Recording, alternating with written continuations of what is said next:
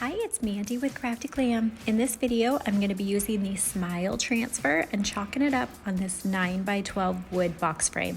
I'm starting it off by fuzzing it. It just helps to make it not so super sticky for the first time I'm using it. You want to avoid it sticking on that surface really well and stretching when you peel it up.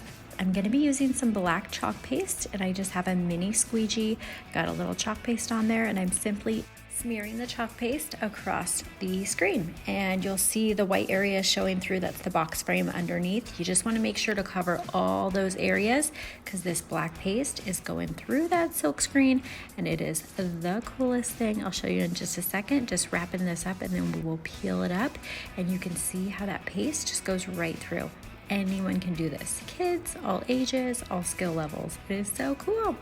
Here's the finished look. Thank you so much for watching. I hope you have a great day. Bye.